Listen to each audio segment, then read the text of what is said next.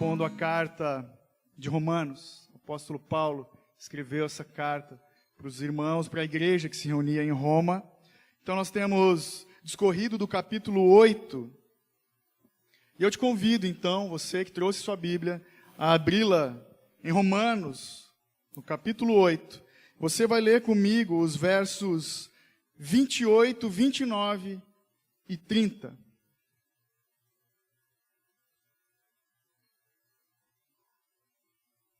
Romanos 8, 28, 29 e 30. Diz assim, a bendita palavra de Deus: sabemos que Deus faz com que todas as coisas concorram para o bem daqueles que o amam, dos que são chamados segundo o seu propósito. Pois os que conheceu por antecipação, também os predestinou para serem conformes à imagem de seu Filho, a fim de que ele seja o primogênito entre muitos irmãos. E os que predestinou, a eles também chamou. E os que chamou, a eles também justificou. E aos que justificou, a eles também glorificou. Feche seus olhos e ore comigo mais uma vez, por favor. Santo Deus, nós nos submetemos a essa palavra, que é a verdade que tem que conduzir os nossos passos na caminhada. Nós bendizemos o teu santo nome, pelo privilégio, pela liberdade que temos nessa nação, de portarmos várias versões da tua palavra, de termos liberdade para ler a Bíblia em todo e qualquer lugar. E ao mesmo tempo te pedimos perdão, porque temos muitas vezes negligenciado desse tremendo privilégio, dessa alegria profunda, de meditarmos na tua palavra, de nos debruçarmos diante dessas verdades que nos conduzem para a vida eterna. Temos negligenciado o tempo de orarmos a tua palavra. Te pedimos, Deus, tem misericórdia de nós, pois é o teu Espírito Santo quem testifica dessas coisas em nossas vidas. São coisas que os olhos não veem e nem os ouvidos ouviram ainda para muitos, mas são as coisas que o Senhor tem preparadas para aqueles que te amam. Que se cumpra a tua palavra que diz, Pai, quanto ao Senhor, os teus olhos passam por toda a terra para se mostrar forte para com aqueles cujo coração é totalmente dele. Encontre em nós, nessa noite, interesse de coração. Toma cativo os nossos pensamentos, os nossos ouvidos, para que nós simplesmente estejamos atentos àquilo que o Senhor, através da tua palavra, testificada pelo teu Santo Espírito, venha falar conosco nessa noite, Pai, para louvor da tua glória, em nome de Jesus. Amém. Glória a Deus.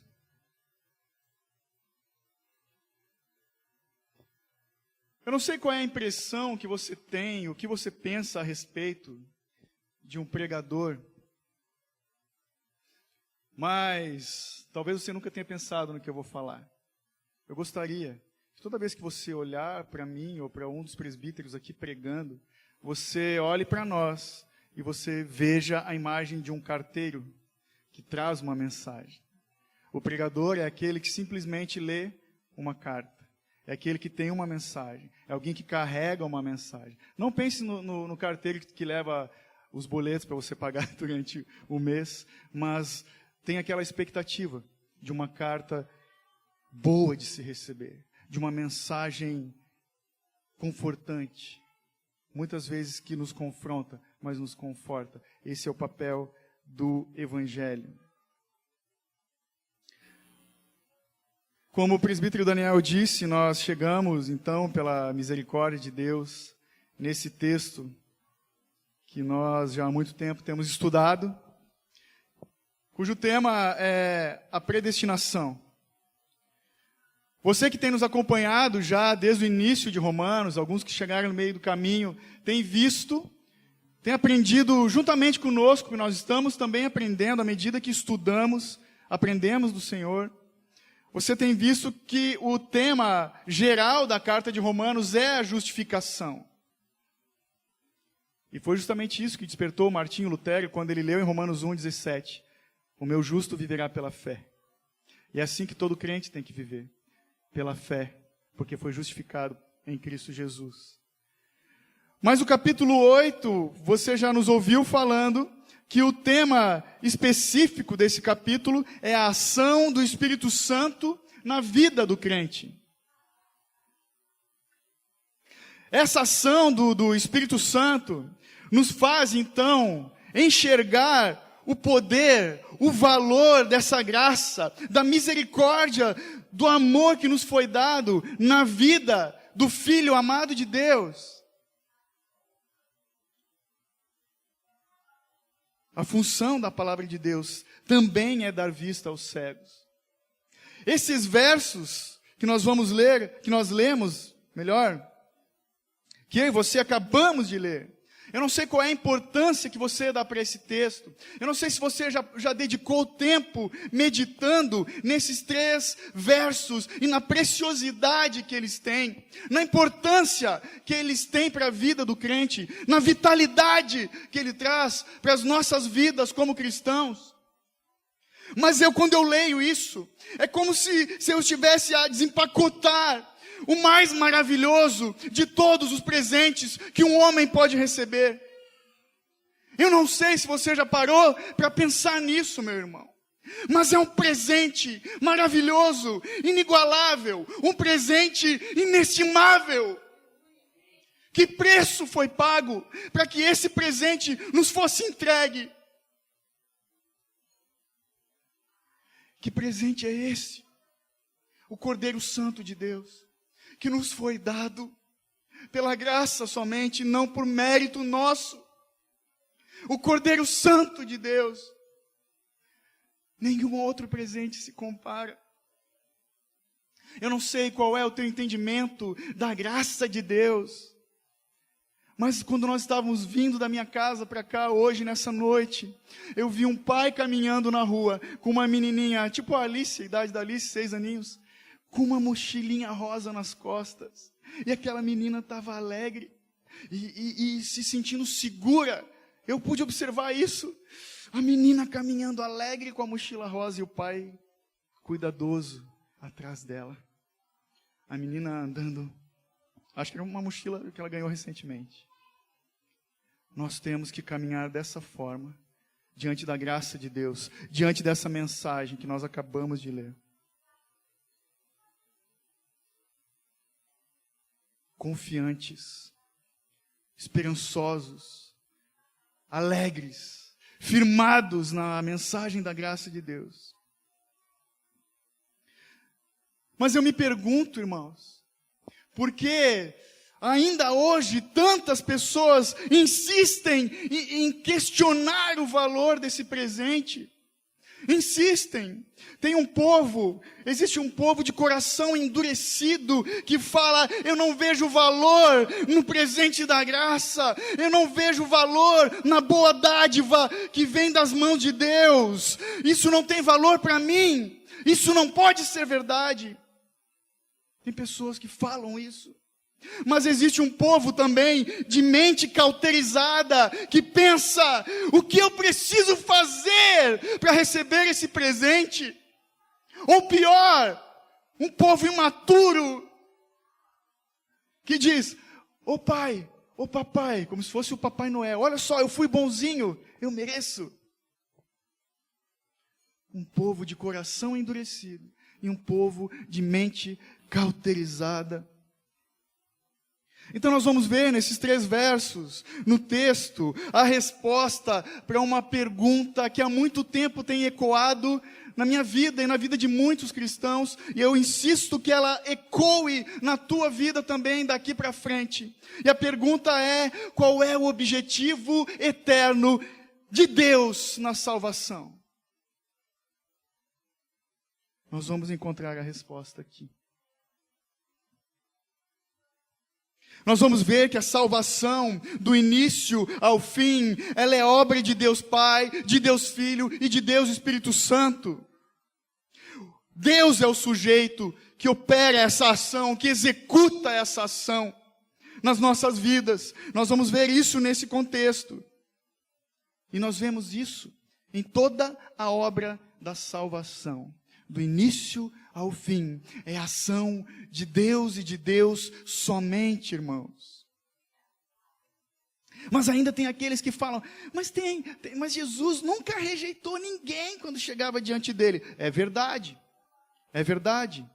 Claro que ele não ia rejeitar, porque só chega a Deus aqueles que Deus traz, aqueles que Deus regenerou, aqueles que estavam mortos e foram feitos vivos para ter contato com o autor da vida. É óbvio. João Calvino falou, a semente da palavra de Deus só cria raízes e dá fruto naqueles que o Senhor, por sua eleição eterna, predestinou para serem seus filhos e herdeiros do reino celestial. Ah, pronto, vai falar de Calvino, mas e a Bíblia? A Bíblia fala, abra comigo, deixa o texto marcado, Efésios 2, 8 e 9. Diz assim, porque pela graça sois salvos, por meio da fé, e isso não vem de vós, é dom de Deus, não vem das obras, para que ninguém se orgulhe. Eu leio na versão Almeida, século 21. Para que ninguém se glorie, né? Fala, é glória de Deus, irmãos. O que é dom de Deus? O pacote da graça e da fé. Amém? Calvino fala, a Bíblia fala. Esse texto de Romanos fala então da doutrina da eleição. Sim, ele fala de um povo específico de Deus, fala especificamente daqueles por quem Jesus veio morrer numa cruz. Ah, mas isso é uma nova revelação. Alguns podem falar, não, fogo estranho. Que revelação é essa, irmão? Que novidade é essa? Calvino fala, a Bíblia fala, a história fala, da doutrina de que eu tenho que fazer a minha parte, a doutrina que diz que eu tenho que aceitar a Jesus. Ela tem 120 anos aproximadamente. A história nos mostra isso. A história nos mostra que a reforma protestante, que disseminou a doutrina da soberania de Deus, a doutrina da graça, que somos salvos somente pela graça, tem 500 anos. Qual das duas é novidade, então? Qual das duas é uma nova revelação? A que tem 500 anos ou a que tem 100 e pouquinhos anos? Acontece que essa doutrina não é doutrina de Calvino, não é doutrina de Lutero, não é doutrina de Agostinho, porque até ele falava disso no século III depois de Cristo, já tratava dessa discussão de quem é o povo de Deus, quem são os eleitos, quem são os salvos. É doutrina de Paulo. Essa, irmãos, é a mensagem da cruz. Ponto. Você vai ver comigo esses 3 versos, então, irmãos, eu busquei de Deus de uma forma bem objetiva. Na verdade, esses versos são a porta de entrada. Não é o final do campeonato ainda, mas ele já revela o final do jogo. Muito bom. Esses versos são a porta de entrada para que tudo que nós vamos ver no final do 8 e em todo o capítulo 9 de Romanos, que trata especificamente da doutrina da eleição. Então, no primeiro verso, nós vemos o que é a eleição. No segundo, no verso 29, nós vemos por que acontece a eleição. E no verso 30, nós vemos como acontece a eleição. Leia comigo 28 de novo. Sabemos que Deus faz com que todas as coisas concorram para o bem daqueles que o amam, dos que são chamados segundo o seu propósito. Né? Algumas versões falam, todas as coisas cooperam. A primeira palavra já nos chama a atenção. Irmãos, sabemos. A gente podia passar a noite toda falando só dessa palavra. O que é que nós sabemos? Eu diria que nós não sabemos nada. Deus sabe tudo. Quando Paulo escreveu, Paulo era provocativo, irmãos. Sabemos. ele fez uma ponte. Olha só, nessa mesma página, olha que interessante. Paulo está fazendo uma ponte com o verso 16, aí ele pula para o 26, e aí ele chega no 28. O verso 16 de Romanos 8 diz assim: o próprio Espírito dá testemunho ao nosso Espírito de que somos filhos de Deus. O 26. Do mesmo modo, o Espírito nos socorre na fraqueza, pois não sabemos como devemos orar, mas o próprio Espírito intercede por nós com gemidos que não se expressam com palavras. E aí ele começa o 28, sabemos que Deus faz com que todas as coisas cooperem para o bem daqueles que o amam, que são chamados segundo o seu propósito. A gente não sabia nem orar. Nem sabemos direito, mas nós sabemos o que Paulo escreve aqui. Vendo essa ponte de Paulo, falando da ação do Espírito Santo na vida do crente, nós vemos então que o Espírito Santo, ele traz a garantia, não apenas da filiação nas nossas vidas, mas também a segurança de que eu e você somos filhos de Deus. Ele, então, a partir dessa ponte, o Espírito Santo, ele testifica em nossos corações, ele nos ajuda a orar e ele nos consola na certeza de que somos filhos de Deus. É isso que ele faz. Esse é o papel do Consolador, que o próprio Jesus enviou. Quando Paulo escreve, sabemos, para você que não sabe, o Novo Testamento foi escrito em grego, né? Pensamento judeu escrito em grego. Cara, é muito legal isso. Um povo que falava aramaico, que lia em hebraico e que escrevia em grego. Na faculdade eu comecei a estudar línguas bíblicas, eu estou apaixonado por isso. Calma que eu não vou virar aquele xarope que fica judaizando tudo. Inclusive, eu prefiro o grego do que o hebraico. E é muito bacana, cara. É muito legal. Eu estava conversando com alguns irmãos aqui, um irmão que é professor de inglês, a gente estava trocando ideia. O grego, na verdade, naquela época, era como o inglês.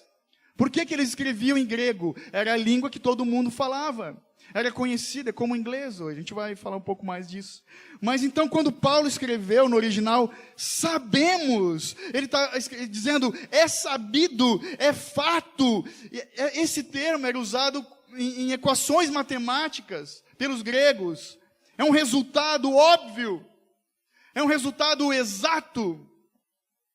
Se temos o Espírito, é certo que sabemos que somos filhos de Deus. Preste atenção no verso. Sabemos que Deus faz com que todas as coisas cooperem para o bem daqueles que o amam. Todas as coisas cooperam. O que coopera? Todas as coisas. Em português, certo? Então, para quem curte língua portuguesa, o sujeito aqui nessa sentença, em português, são todas as coisas. Só que não é assim em grego.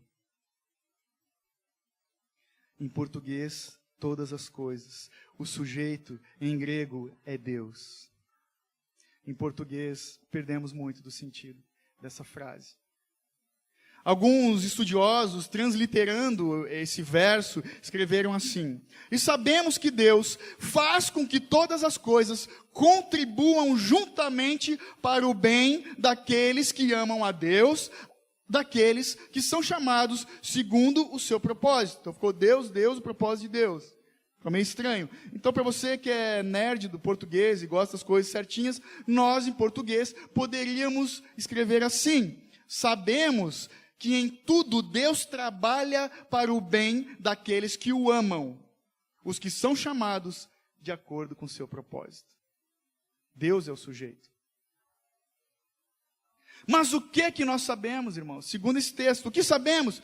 Que todas as coisas, sabemos que todas as coisas, e que todas as coisas são essas, literalmente, tudo. Tudo coopera para o bem daqueles que amam a Deus. Não somente as coisas espirituais, as coisas dessa vida, as coisas boas, cooperam para o bem daqueles que amam a Deus, e as coisas ruins também cooperam para o bem daqueles que amam a Deus.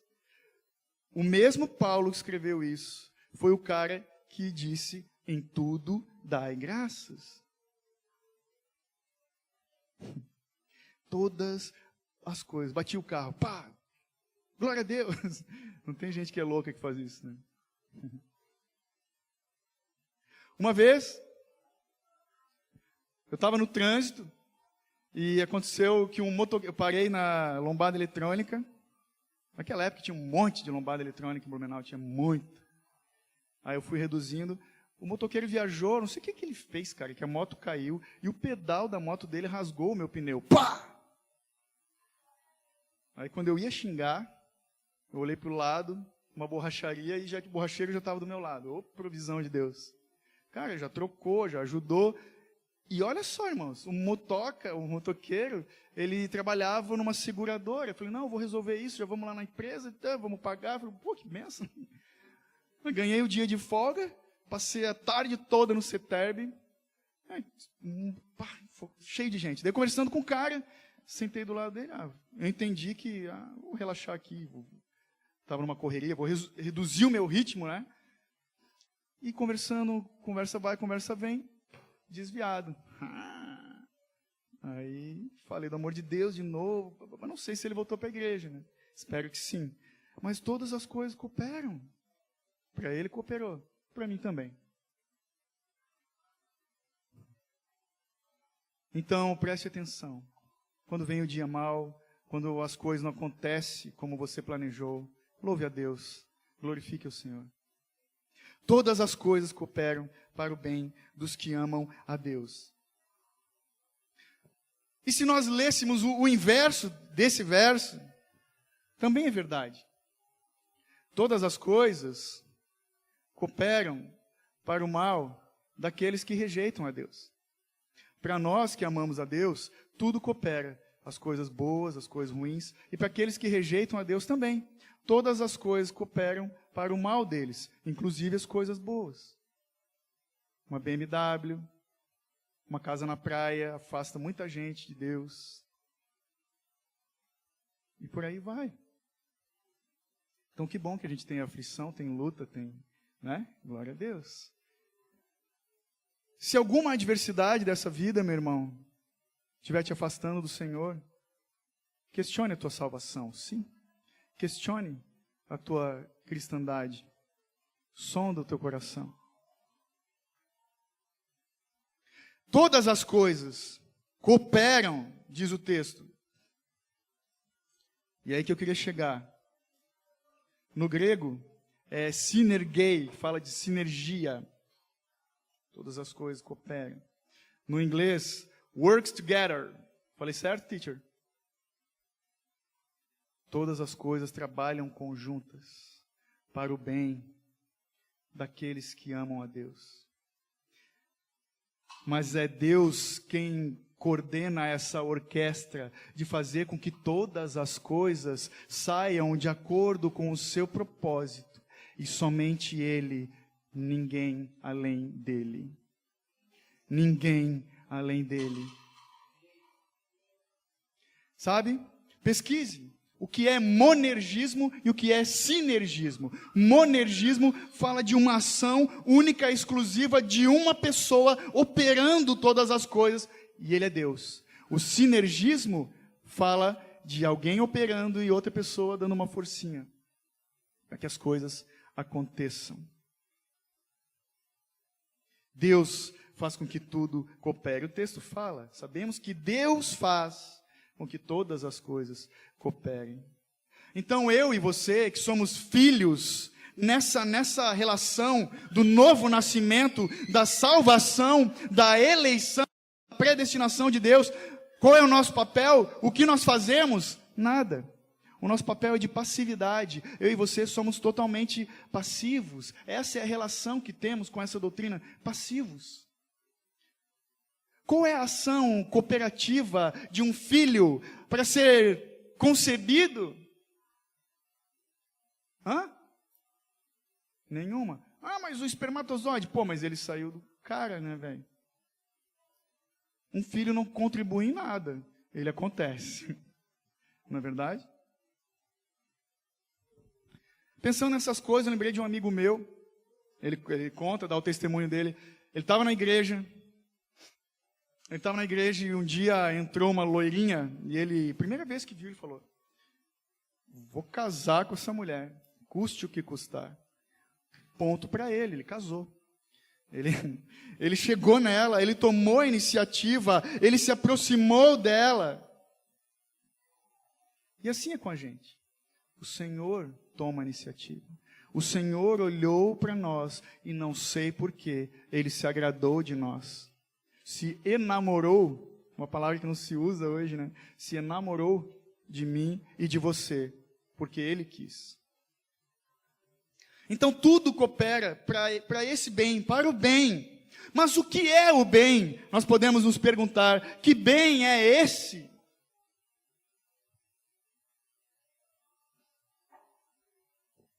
Será que é aquele bem assim, quando o irmão fala, vai na fé?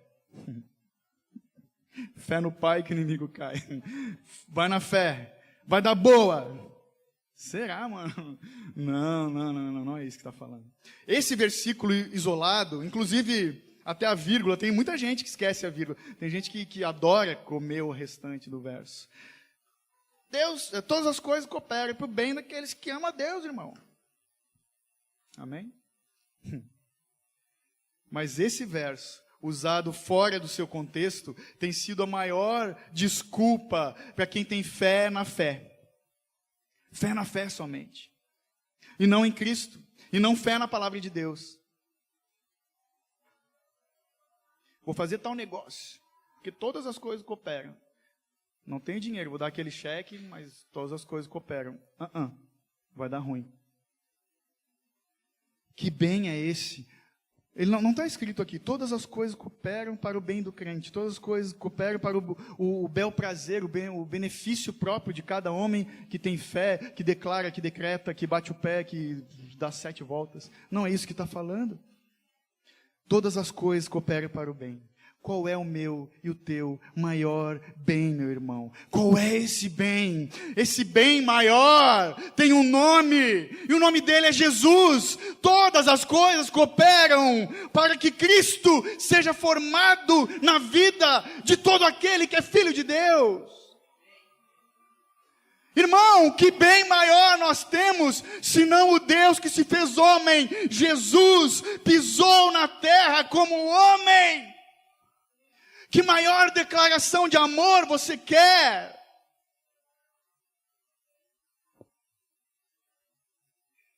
Ele é o nosso bem maior. Nada chega aos pés de Cristo. Nada dessa vida, nem do porvir. Vamos chegar lá no 35 e vamos cantar aquela música, né? Quem vai nos separar do amor de Deus? E essa é a relação que o Senhor deseja ter com seus filhos. De intimidade.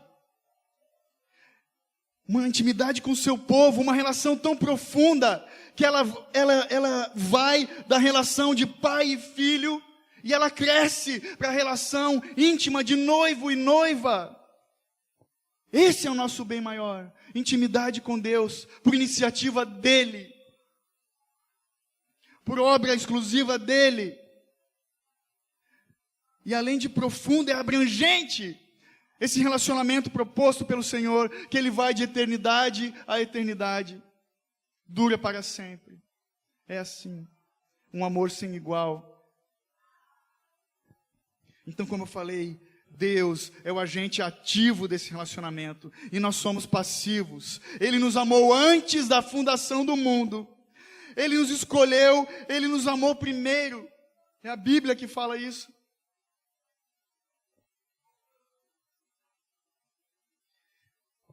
Todas as coisas cooperam. E o melhor é que todo esse entendimento, todo esse saber, é propriedade exclusiva daqueles que amam a Deus, porque são amados dEle. Mas aí a gente vai seguindo. Dá para a gente ficar a noite toda só nesse verso, irmãos. Quem são os que amam a Deus? Quem são os que amam a Deus? É curioso nesse texto que o apóstolo Paulo, ele descreve os cristãos como os que amam a Deus somente aqui e mais 3 vezes. Abre comigo 1 Coríntios 2, 9, por favor.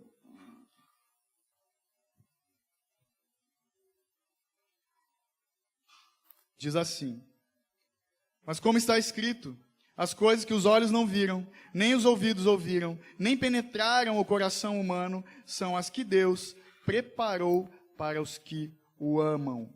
Continua em Coríntios, avança um pouquinho, ainda no capítulo 1. 1 Coríntios, capítulo 8, verso 3. 1 Coríntios 8, 3. Mas se alguém ama a Deus, esse é conhecido por Ele. E agora você vai lá para Efésios, Coríntios, 1º, 2º, Gálatas, Efésios 6, 24.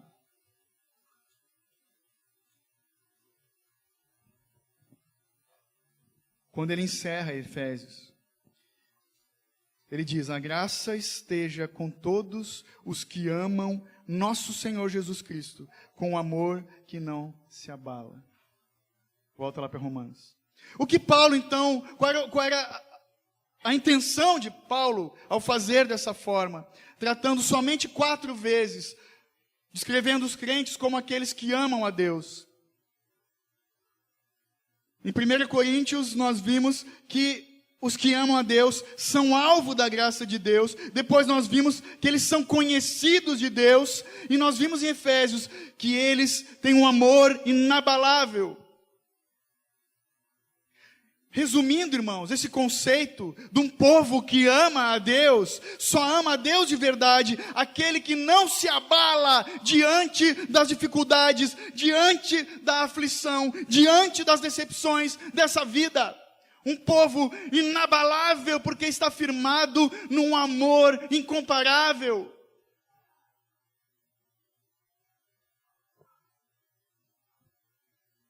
Firmado em Jesus, quando tudo vai bem, mas também firmado em Jesus quando as coisas dão errado, quando deu ruim. Ele continua sendo Deus. Se curar, Ele é Deus. Se não curou, Ele continua sendo Deus.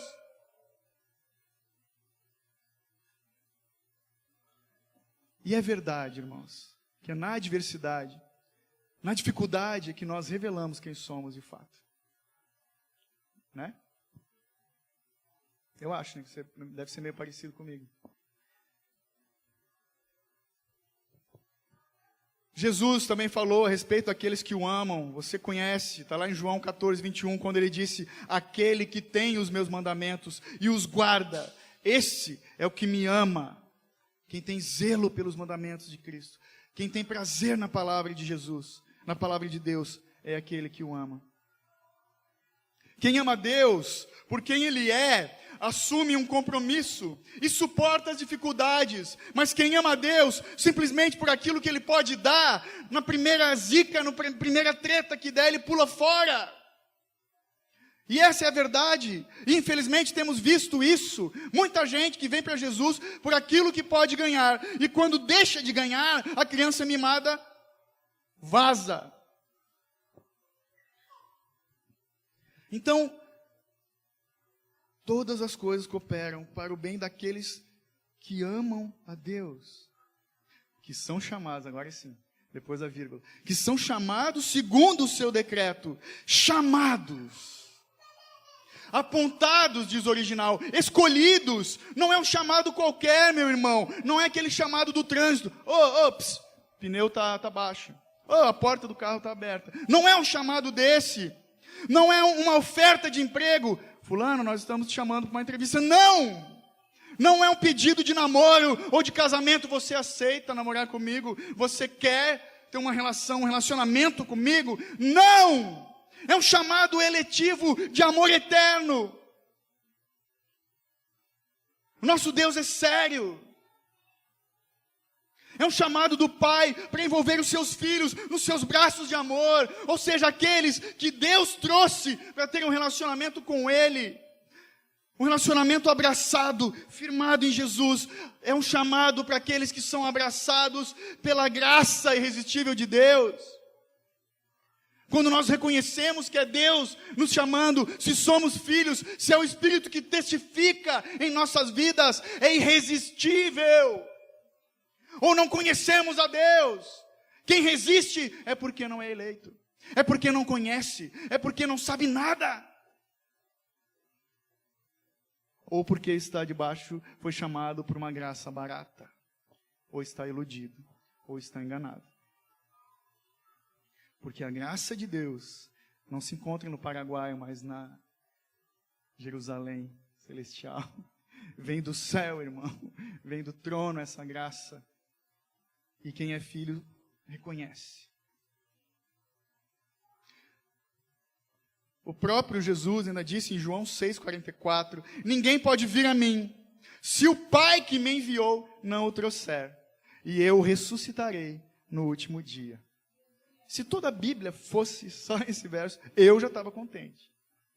Né? Se você não tem uma Bíblia com as palavras de Jesus em vermelho, compre.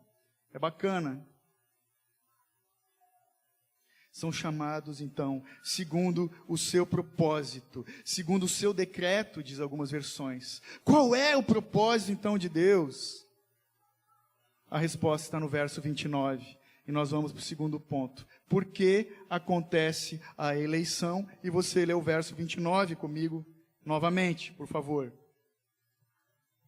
Pois os que conheceu por antecipação, também os predestinou para serem conformes à imagem do seu Filho, a fim de que ele seja o primogênito entre muitos irmãos.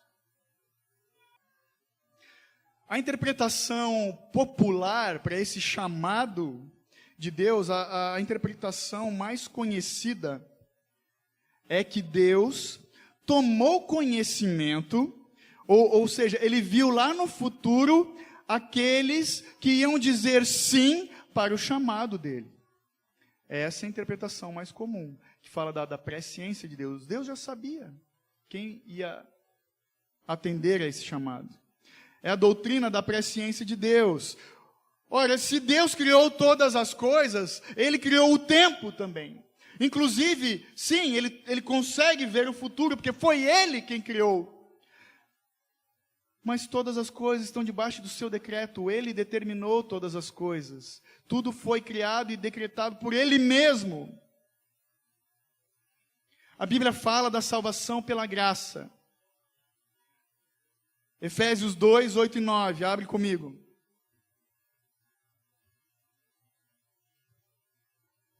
Porque pela graça sois salvos, por meio da fé, e isso não vem de vós, é dom de Deus. Não vem de obras para que ninguém se glorie. Estamos lendo de novo? Sim, estamos lendo de novo, para não esquecer. E se você não tem marcado, grifado, aproveita. A Bíblia fala que nós somos salvos pela graça. Fala que Deus opera o querer e o efetuar em nós. E o próprio Jesus falou, e quando Ele vier, o Espírito Santo vai convencer o mundo do pecado, da justiça e do juízo. Lá em João 16, 8 ele falou. Então essa ideia de que Deus anteviu quem ia responder ao chamado é uma falsa doutrina. É falácia. É engano. É engodo. Por quê? Ponto 1. Porque não é o que o texto em grego original está dizendo. Ponto 2. Porque está apoiada na decisão do homem em aceitar a Deus. Porque está apoiada no livre-arbítrio do homem. Aquele livre-arbítrio que o homem perdeu lá em Adão, há muito tempo. Por quê? Ponto 3. Porque nega a soberania de Deus. Se eu tenho que responder, eu tenho que aceitar o presente, se eu tenho que me esforçar, que seja 0,0001%, deixou de ser graça. Ela derruba a soberania de Deus. Ele deixou de ser todo-poderoso, porque eu tenho uma partezinha de participação. É aquela velha história do copo de água cristalina, se eu botar uma gota de, sei lá, nanquim, de chorume, de água do Itajaiaçu, ela deixou de ser uma água pura. Deixou de ser soberania de Deus. Ponto 4. Porque essa ideia nega a salvação pela graça.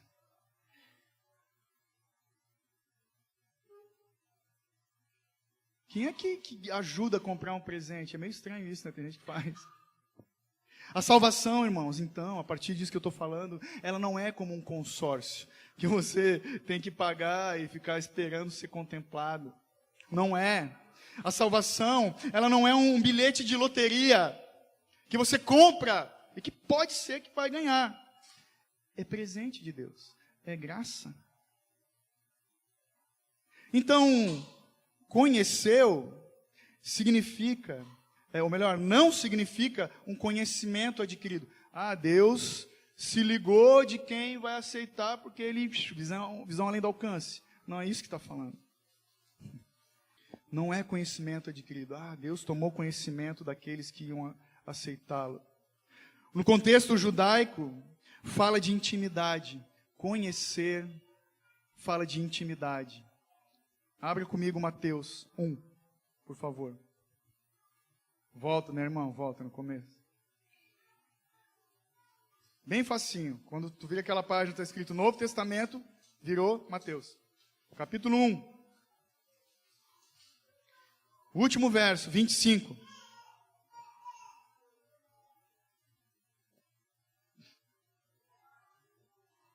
Mateus 1, o 24 e o 25, na verdade. Despertado do sono, José fez o que o anjo do Senhor lhe ordenou e recebeu sua mulher, Maria, né? Mas não a conheceu na intimidade, enquanto ela não deu à luz um filho e deu-lhe o nome de Jesus. O conheceu fala disso, de ter intimidade profunda. Fala de conhecer profundamente. O que a Bíblia diz? Que o Senhor nos conhece desde o ventre das nossas mães. Nos conhece melhor do que nós mesmos. Ele nos conhece por dentro, irmão. Não vou entrar em detalhes aqui, mas é isso. Ele nos conhece. E nos conheceu antes da fundação do mundo. Conheceu por antecipação. O verso 29, né? Olhe comigo. Também os predestinou. O que é predestinou? Predestinou. Só inverte. Destinou previamente, é isso. Um destino premeditado. Ele determinou previamente o destino daqueles que são filhos. É disso que fala a predestinação. Simples assim. E tanta gente tem estrimelique quando fala disso. Ele nos amou antes, Ele nos escolheu antes, em Cristo. Abre comigo Efésios 1, a gente já leu isso aqui? Acho que não, né? 1, 4 e 5.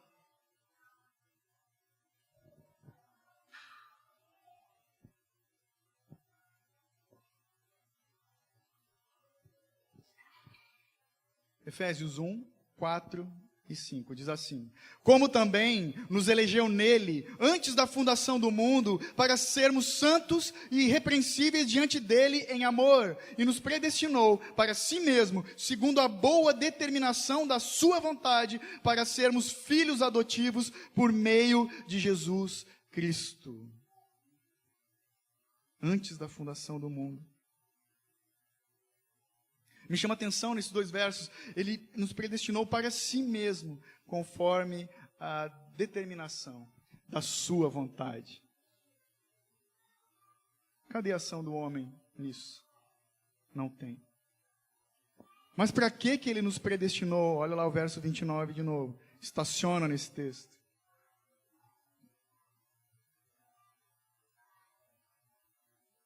para serem conformes à imagem de seu Filho. E aqui está a resposta. Qual é o propósito de Deus? Ter filhos semelhantes a Jesus. Então, se alguém chegar para ti e falar, irmão, Deus tem um propósito na tua vida. Aí tu responde, é verdade. Me fazer semelhante a Jesus. Nada menos do que isso. Fora disso é balela. Ele está nos forjando, nos lapidando, até alcançarmos a estatura de varão perfeito. Por isso as coisas boas e más cooperam para esse bem maior, para esse propósito de sermos esculpidos à semelhança de Jesus. E não devemos nos vender por nada, nada deve cativar nossos corações, porque isso é maravilhoso. Qual é então o propósito de Deus? Nos tornar semelhantes a Jesus. Aí continua ali o verso 29. A fim de que ele seja o primogênito entre muitos irmãos. Ou seja, para Deus ter uma grande família de filhos semelhantes ao irmão mais velho, o nosso irmão mais velho, Jesus. Sabe, o Samuel e o Mateus, nossos filhos, né? Quando eles eram pequenos, alguns vão lembrar aqui, eles têm 3 anos de diferença de idade. Quando eles eram menorzinhos, eles tinham um cabelo parecido, mesmo corte de cabelo, tigelinha, mais fácil, né? E às vezes a gente saía com eles, tinha uma diferençazinha de tamanho, hoje tem uma diferença gritante, né? 14, 11 anos, na época quando eles eram menores. Então a gente saía e algumas pessoas, que bonitinho, e realmente, fofinho, dá vontade de apertar, né? Os dois bem bochechudos, aquele cabelinho de índio. E tinha gente que falava, perguntava mais de uma vez, eles são gêmeos? Meu, gente louca, né? Os caras. Mas realmente, eles eram bem parecidos. As pessoas perguntavam isso. À medida que eles foram crescendo, que eles foram ganhando independência, eles foram ficando diferentes. Cada um com a sua personalidade. Foram deixando de ser parecidos. Puxaram a mãe, graças a Deus. Com a gente tem que ser diferente, irmão. Eu e você já andamos muito tempo independentes. Tem que ser o contrário. Agora o nosso desejo, como filhos de Deus, tem que ser, cada vez, ser mais parecidos com o nosso irmão mais velho. Cada vez mais semelhantes a Jesus. Sim, então o Pai deseja uma grande família de muitos Jesusinhos. É isso que Ele quer. Essa é a verdade. E também Paulo escreveu isso em 1 Coríntios 11:1. Sede meus imitadores, como eu sou de Cristo. E quando nós imitamos o Filho, estamos imitando o Pai. Porque também Hebreus fala que Jesus é a exata expressão do seu ser. Jesus é Deus. Se nós imitamos a Cristo, estamos imitando ao próprio Deus. Em santidade, em reverência, em adoração, em obediência. O original fala muito disso, daqueles que são pincelados, chamados, eleitos de Deus, são conhecidos por sua obediência. Não andam mais como rebeldes. E o texto segue. Terceiro ponto. Você lê comigo, 30, de Romanos 8. E os que predestinou, a eles também chamou. E aos que chamou, a eles também justificou. E aos que justificou, a eles também glorificou. Esse verso, irmãos, ele é autoexplicativo. Depois disso aqui, beleza, galera? Tchau, valeu, a gente pode ir para casa. Acabou-se. Porque ele é a aplicação bem prática do plano de Deus. Mais explicado que isso, cara, está desenhado aqui. É a aplicação do plano de Deus. Como Deus salva os homens. Alguém ainda pode se perguntar, como Deus salva os homens? Está aqui a resposta, no gerúndio ainda. Deus salva os homens Destinando os homens, Deus salva os homens, chamando os homens, justificando e glorificando os homens. É o resumo do plano da salvação, da obra perfeita de Deus. Ele fala que Ele está salvando um povo, uma geração eleita, um sacerdócio real, uma nação santa, um povo de propriedade exclusiva de Deus. 1 Pedro 2,9 diz isso. Lindo esse texto. Irmãos, cada declaração dessa, olha lá, predestinou, chamou, justificou, glorificou, é maravilhoso. Isso, Spurgeon vai dizer que cada uma dessas verdades, dessas sentenças, são como elos de uma corrente unidos perfeitamente, que não se soltam, não se quebram e são eternos. Para a glória de Deus, um elo, uma corrente de ouro perfeita. Mas se você está atento ao texto, tem uma curiosidade aqui. Todos os verbos estão no passado. Ele nos predestinou, a eles também chamou, a eles também justificou e a eles glorificou. Fomos predestinados, fomos chamados no passado, fomos justificados na cruz de Cristo, há 2000 anos atrás. Mas a glorificação ainda não aconteceu. É o final do jogo, é o final é a reta final de chegada. É o meu e o teu futuro, para a glória de Deus. A glorificação ainda vai acontecer. Só que Paulo escreveu no passado, porque ele tem plena convicção do Deus que falou isso, não vai mentir. Ele não é homem para que minta, não é filho de homem para que se arrependa. É uma promessa fiel para todo aquele que crê em Jesus. Então escreveu no passado, é fato. Já foi, ele se apoiou quando ele escreveu isso nas palavras de Cristo, as últimas palavras, as doces palavras de Jesus na cruz, quando ele disse, está consumado. É nisso que ele apoia a sua fé. É nisso, é nessa verdade que eu e você temos que nos fundamentar, temos que nos alegrar. É fato da obra perfeita, é o fruto, é o resultado da obra perfeita de Cristo Jesus, na cruz do Calvário. Então, de uma forma bem objetiva, como se resume esse plano da eleição, da predestinação, da salvação?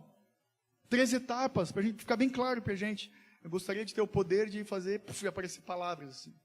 Queda, redenção e graça.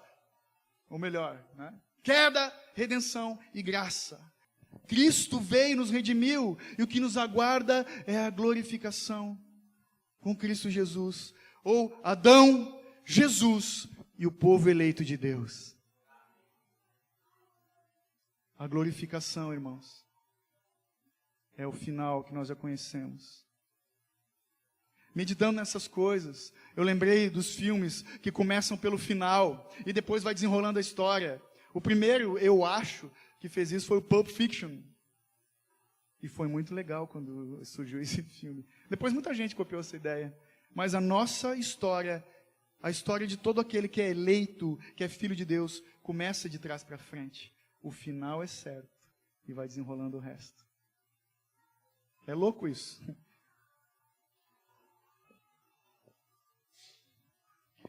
Mas talvez, diante de tudo isso que eu estou falando aqui, alguns ainda se perguntem, quem são então os eleitos de Deus?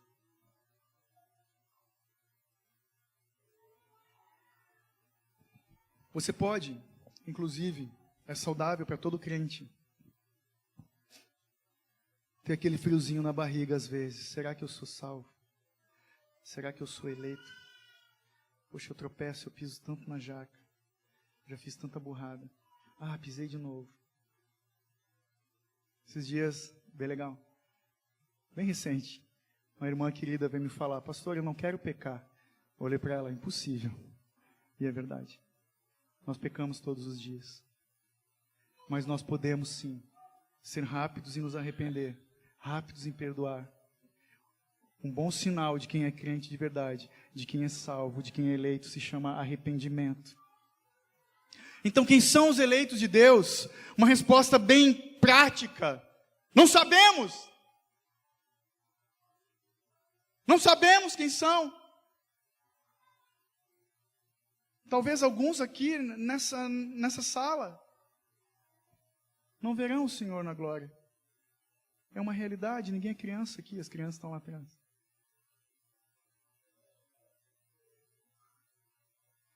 É uma realidade que temos que encarar. Sim, alguns vão para o inferno. Nós não sabemos.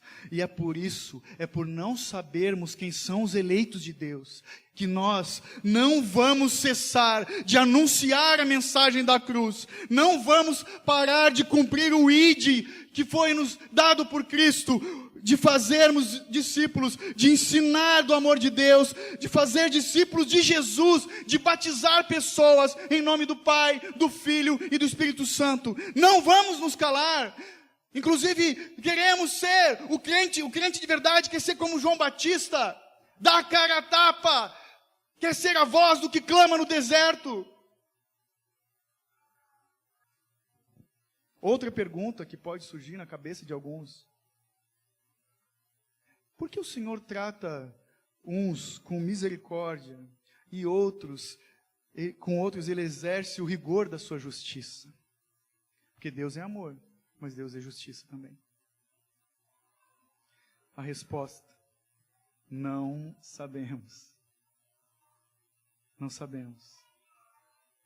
Alguns podem ainda pensar: mesmo eu sendo um pecador terrível, Jesus se entregou por mim? Talvez alguém tenha essa dúvida. A resposta é sim. Então eu fui salvo sendo merecedor de arder nas chamas do inferno, sem mérito algum? Sim. Essa é a boa nova do Evangelho. Essa é a boa notícia. E se esse tipo de notícia não te alegra, eu me preocupo. Se alguém que se diz cristão tanto faz para essa mensagem: se eu sou salvo, beleza; se eu não sou, beleza também. Você não é salvo.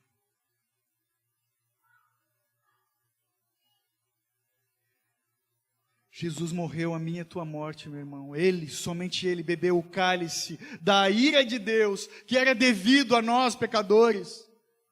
E isso tem que nos alegrar. Esse amor tem que nos constranger, ou nós não entendemos o amor de Deus. Nós não entendemos o tamanho do livramento que recebemos no sacrifício do Cordeiro Imaculado. O que essa mensagem tem causado, qual é o impacto dela em nossas vidas? Porque nós fomos lavados pelo sangue desse Cordeiro. E recebemos vestes de santidade, para sermos recebidos na mesa de banquete do Senhor dos Senhores, do Rei dos Reis. Essa é a mensagem do Evangelho. Essa é a mensagem da cruz, que humilha o homem e exalta a Deus, do começo ao fim.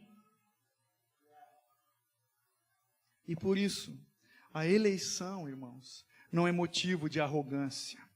Não é motivo de arrogância. Nem a roupa que vestimos de santidade é nossa. Usamos a roupa de outro. Está usando uma roupa emprestada. É motivo de alegria isso? Se você se acha melhor do que os outros, porque é salvo, porque é eleito, a sua salvação é questionável. Se você não é servo de todos em amor, como Jesus foi, algo está errado. E também essa mensagem da eleição, sim, nas entrelinhas eu estou falando, Uma vez salvo, sempre salvo. Porque se eu posso perder a minha salvação, que presente fajuto é esse que Jesus me deu, hein, cara? Bem meia boca. Quem perde a salvação, eu pergunto? Jesus vai ter que voltar e morrer por ele de novo? Isso é insanidade. Isso é loucura.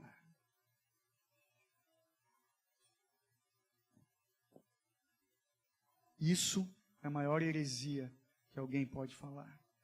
Isso envergonha o Evangelho. Isso afronta a Deus. Mas essa mensagem da eleição não é desculpa para pecar também. Já que eu sou salvo, eu vou tocar o terror, eu vou pisar na jaca. Não! Se você não anda em arrependimento, se você não chora aos pés de Cristo, os seus pecados, se você não busca a prática da fé em santidade, sim, a sua salvação é questionável. E eu te pergunto, se você não anda em santidade, você não luta para viver em santidade, qual é a semelhança que você tem com Cristo, o Cordeiro Santo de Deus? Pense nisso. Pense nessas coisas. Ore a Deus, medite. Então nós sabemos que a glorificação é o final da história de todo aquele que é filho de Deus.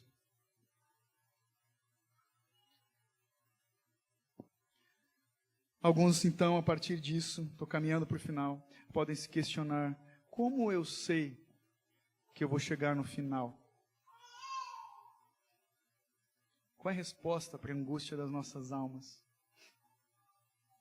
E sim, a maior aflição da nossa vida tem que ser essa. Tem que ser essa, a nossa salvação, até encontrarmos certeza em Cristo.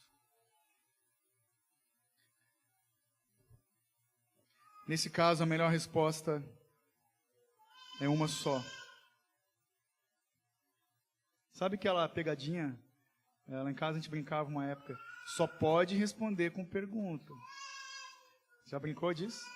É legal. Brinca em casa, irmão, é legal. Só pode responder com pergunta. Às vezes a melhor resposta é um porquê. E aqui é assim. Se eu creio, se eu confio, se eu tenho a minha fé apoiada exclusivamente em Deus, em Cristo, eu posso responder: como eu sei? Por que eu sei que eu sou salvo? Porque Deus nos justificou, e o Deus que nos justificou é o mesmo que nos chamou, e o Deus que nos chamou é o mesmo que nos predestinou antes da existência, para sermos semelhantes a Jesus, porque Deus nos amou primeiro e tem feito todas as coisas cooperarem para o propósito da sua vontade que recebemos em Cristo Jesus. Eu respondi com um grande porquê e usei o verso 30 de trás para frente. Então, qual tem que ser a razão do porquê da vida de todo crente? Qual tem que ser a razão desse porquê? A resposta sempre vai ser Jesus. Sempre vai ser Jesus. Quer ver? Nós falamos de 3 versos e nós dividimos eles em o que é a eleição, por que somos eleitos e como somos eleitos. Quer ver como funciona? O que é a eleição? Obra de Jesus. Por que somos eleitos? Por vontade de Deus em Jesus. Como somos eleitos? Por meio de Jesus.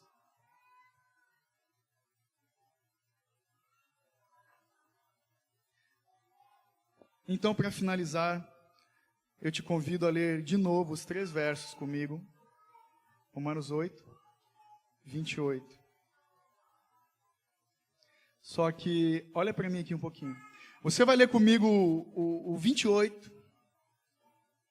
Quando chegar no 29, nós vamos colocar João 3, 16. E aí nós lemos o 30. Pode ser? Romanos 8, 28. E sabemos que todas as coisas contribuem juntamente para o bem daqueles que amam a Deus, daqueles que são chamados segundo o seu propósito. Porque Deus amou o mundo de tal forma que deu seu Filho unigênito, para que todo aquele que nele crê não pereça, mas tenha a vida eterna. E aos que salvou para a vida eterna, a estes também chamou. E aos que chamou, a estes também justificou. E aos que justificou, a estes também glorificou. A resposta sempre vai ser Jesus, do começo ao fim.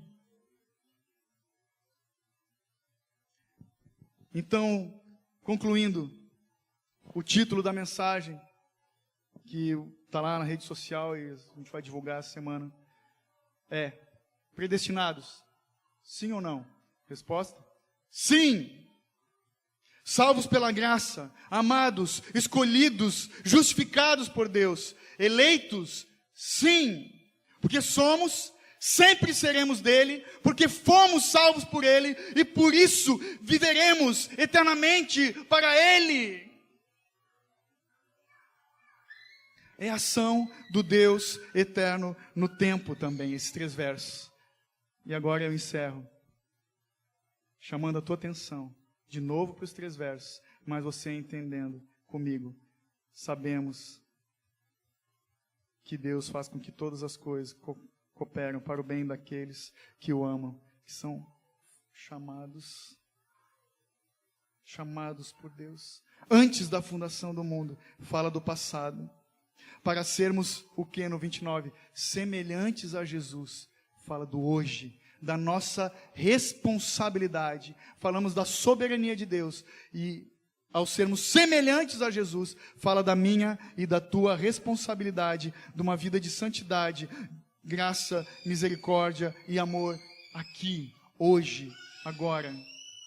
E no futuro, o 30, receberemos um corpo glorificado, igual ao de Cristo Jesus. Amém. Glória a Deus.